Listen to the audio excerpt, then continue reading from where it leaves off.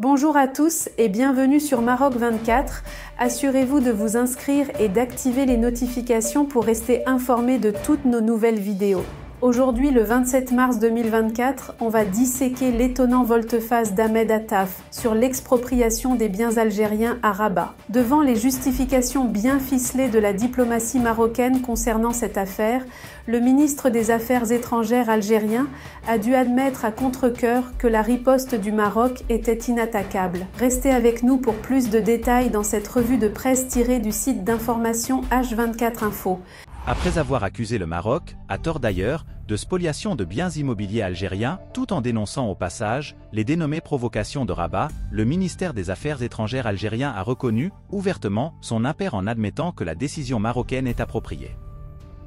C'est ce qu'a affirmé, lors d'un point de presse hier mardi, le ministre des Affaires étrangères, Ahmed Attaf, précisant qu'à la lumière des éléments de réponse apportés par la diplomatie marocaine, ce dossier est clos. Et contrairement aux propos, outrageusement menaçants, employés par le ministère algérien auparavant, Attaf a mis beaucoup d'eau dans son thé, cette fois-ci. Un revirement de situation inattendu au vu de la gravité des accusations balancées dans le communiqué publié le dimanche 17 mars par la partie algérienne. Dans ce document, au ton tout sauf diplomatique, Alger dénonçait des provocations de la part du Maroc au lendemain de la diffusion d'un article publié le vendredi 15 mars par le média Maghreb Intelligence. L'article en question affirmait que le gouvernement marocain avait décidé d'exproprier plusieurs biens immobiliers et fonciers appartenant à l'État algérien, situés dans la capitale marocaine. C'est ainsi que le diplomate en chef algérien avait considéré que le Maroc s'est engagé dans une nouvelle phase d'escalade et de comportement provocateur à l'égard de l'Algérie. Toutefois, face à cette sortie disproportionnée, le Maroc a adopté une posture sereine et courtoise, en faisant appel aux canaux officieux. Et c'est à travers une déclaration sous couvert d'anonymat obtenue par l'agence France Presse, AFP, que Rabat a préféré livrer sa version des faits. C'est infondé, ça contient beaucoup d'allégations erronées et ça préside d'un esprit d'escalade non justifié, avait réagi une source diplomatique marocaine.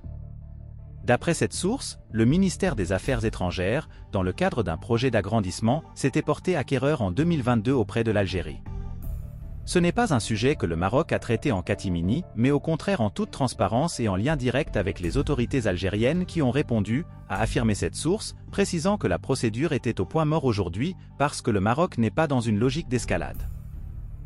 Selon des documents ayant fuité au lendemain du communiqué virulent d'Alger, le ministère des Affaires étrangères a entrepris des démarches similaires auprès d'autres représentations étrangères disposant de biens dans le quartier administratif, et ce pour agrandir ses locaux, a précisé cette source. Cette opération, qui s'inscrit dans le cadre d'un chantier d'extension des dépendances du ministère des Affaires étrangères marocain, avait fait l'objet de correspondances entre les services des ambassades respectives des deux pays. Paraphée par le chef du gouvernement, Aziz Akanouche, selon Maghreb Intelligence, cette décision concerne un bien foncier de 619 mètres carrés, une autre parcelle s'étalant sur 630 mètres carrés abritant une résidence de 2 étages et des bureaux au rez-de-chaussée, ainsi qu'une villa d'une superficie de 491 mètres carrés appelée « Villa du Soleil Levant ». Selon la même source, 3 autres villas situées au quartier administratif de Hassan, d'une superficie respective de 1149 m², 547 m² et 542 m², sont concernées par cette décision.